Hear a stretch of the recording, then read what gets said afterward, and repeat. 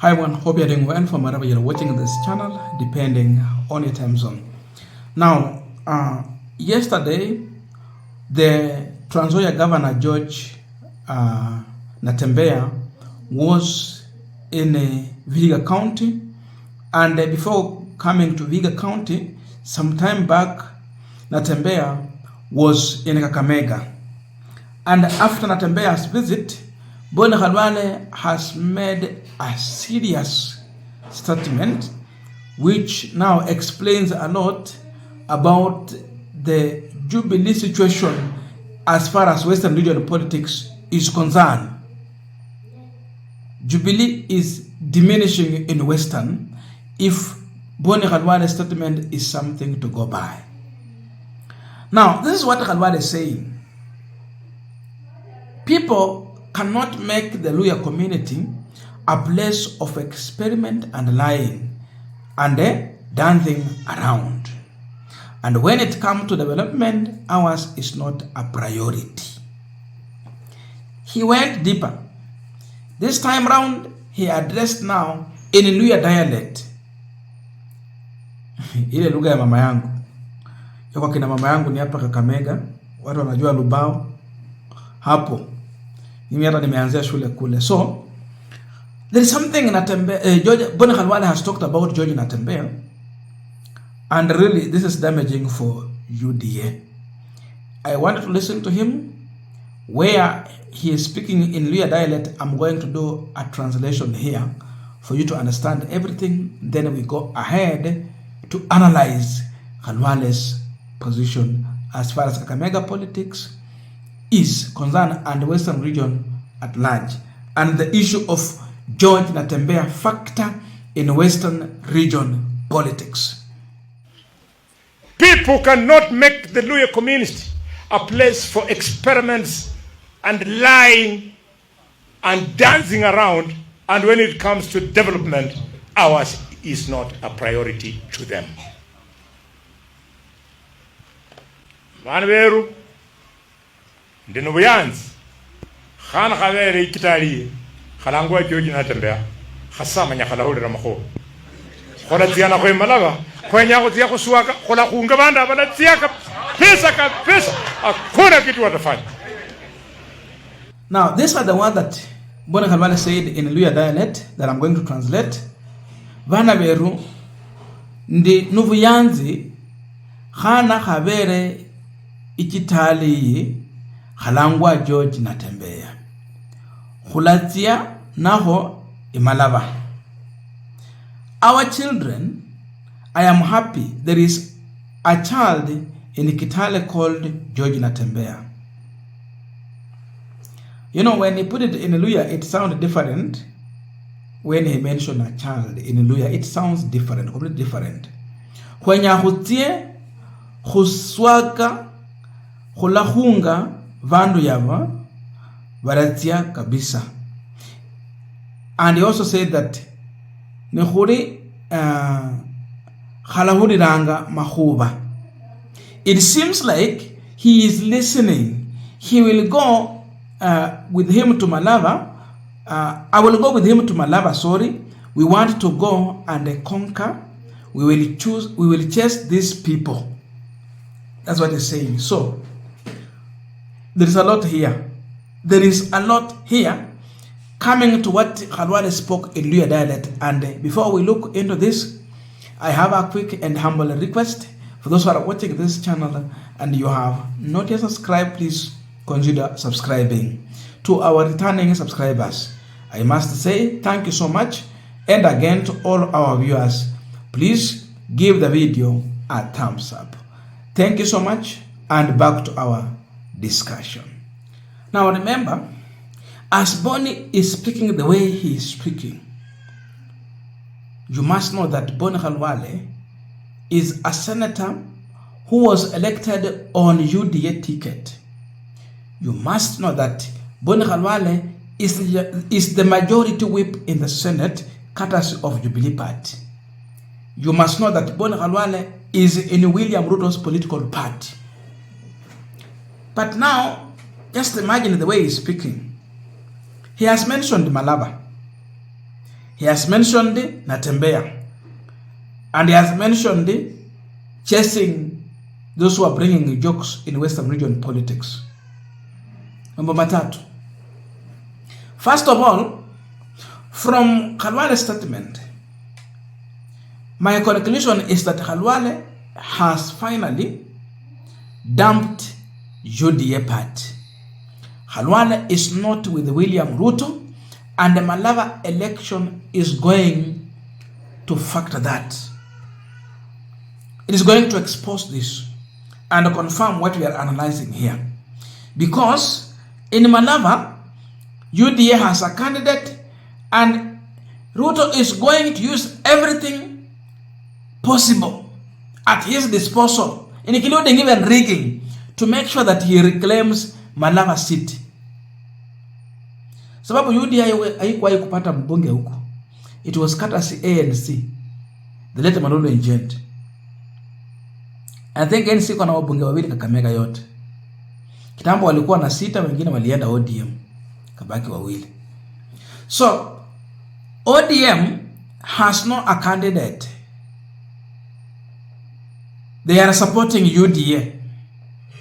Then Khalwale, who need to really show that he is a leader in Western under UDA, he is now crossing the other side and threatening to teach UDA a lesson.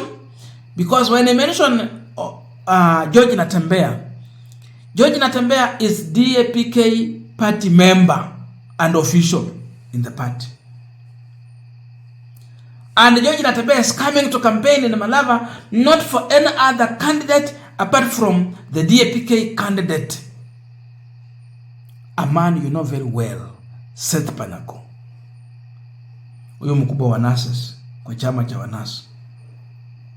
So Khalwale has confirmed finally in Malava he's going to campaign for Seth Panako to become the next member of parliament for Malava, not under UDA but against UDA party. So he has declared war against William Ruto, and that officially tells you that Khalwale, sorry for that, has finally dumped Ruto and UDA. So hata kuwa na hawa jamaa kwa campaign, in fact he will be decampaigning them. And you listen to him from the beginning. People cannot make the Luya community a place of experiment and lying and dancing around. So liars are coming. Khalwale is warning. Who is the liar? UDA, the party that sponsored him. So already he's against the party. UDA that are coming with lies. But we will not allow this one to continue. Then he goes deeper there. Our children, I am happy there is a child in Kitale called George Natembeya. It seems he's listening, and I will be going with him to Malava.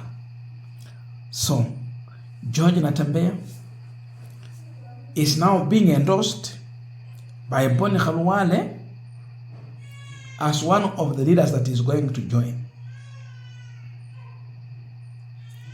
So George Natembeya is being elevated, that he is a listening leader. Khalwale is a senior among politicians in Western region. That's the truth. Now he's endorsing George Natembeya and promising that they are going to go to Malava together with George Natembeya to lead those campaign against the UDA candidate. So there is a war in the Western region, specifically Kakamega, against UDA. In other words, I'm learning that Khalwale is now throwing his weight behind George Natembeya with his interest to vie for Kakamega gubernatorial seat under DAPK party. There is something Khalwale has learned. And the lesson is that UDA party might not have a candidate in Kakamega to challenge Fernandes Baraza. Okay? Now we are going deeper into the Kakamega politics. So, for his political survival,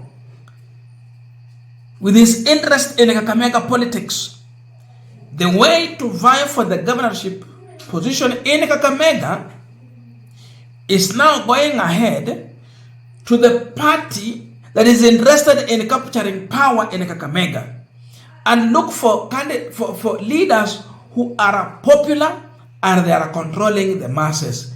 They have a say and they can plan a sense of political direction in the mass.